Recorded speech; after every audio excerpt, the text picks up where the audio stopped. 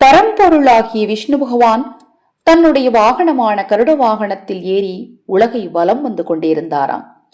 அப்போது அவருடைய வாகனமான கருடன் திரும்பி விஷ்ணுவை பார்த்து ஒரு கேள்வி கேட்டாராம்.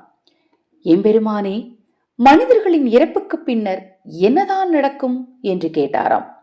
அந்த கருடனின் கேள்விக்கு விஷ்ணு பகவான் சொன்ன பதில்தான் கருட புராணம். கருட புராணம் 2 பகுதிகளாக இருக்கு. ஒன்று, உலக உயிர்களின் மரணத்திற்கு பின்பாக உள்ள வாழ்க்கை, ஈமச்சடங்குகள், மறுபிறவி. அதோடு மட்டுமல்லாது வானவியல், மருத்துவம், இலக்கணம், நவரத்தின கட்டமைப்புகள் பற்றியும் விளக்குகிறது. உலக உயிர்கள் பூலோகத்தில் வாழ்கின்ற போது செய்கின்ற பாவ புண்ணியங்களுக்கு ஏற்ப சொர்க்கமும் நரகமும் கிடைக்கும் என்பதும், நரகத்திற்கு செல்கின்றவர்கள் பல்வேறு விதமான தண்டனைகளை பெறுவார்கள் என்பதும் நமக்கு தெரியும். அடுத்தவர்கள் மனைவி மீது விரும்பினால் இந்த கருட புராணத்தின்படி என்ன தண்டனை கிடைக்கும் என்பது தெரியுமா? அடுத்தவர்களுக்கு சொந்தமான மற்றவர்களுடைய மனைவியை விரும்புதல் அல்லது அபகரிப்பு செய்வது, அடுத்தவர்களுடைய குழந்தைகளை பறித்துக் கொள்வது, மற்றவர்களுடைய பொருட்களை ஏமாற்றி பறித்துக் கொள்ளுதல் போன்ற பாவங்களை செய்வது மிகப்பெரிய குற்றமாக சொல்லப்படுகிறது.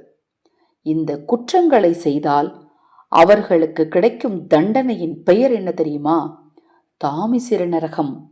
இந்த தாமிசிர நரகம் எனும் தண்டனை என்பது யமலோக நரகத்தில் யம தர்மரின் பணியாட்களாக இருக்கிற யம கிங்கர்கள் புடைசூழ்ந்து பெரிய பெரிய முட்களால் ஆன கட்டைகளாலும் பெரிய பெரிய கதைகளாலும் அடித்து கொடுமைப்படுத்துவார்கள்.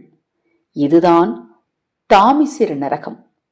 அடுத்தவர்களின் மனைவி மீது ஆசை கொண்டு அந்த பெண்ணை ஏமாற்றும் ஒவ்வொரு ஆணுக்கும் இந்த தாமிசிர நரகம் நிச்சயம் கிடைக்கும் என்று கருட புராணத்தில் சொல்லப்பட்டது.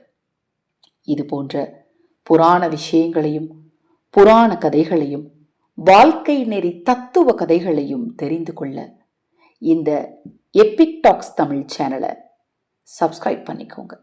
இப்போ நான் சொன்ன கதை உங்களுக்கு பிடித்திருந்தால் தவறாம ஷேர் பண்ணுங்க, லைக் பண்ணுங்க.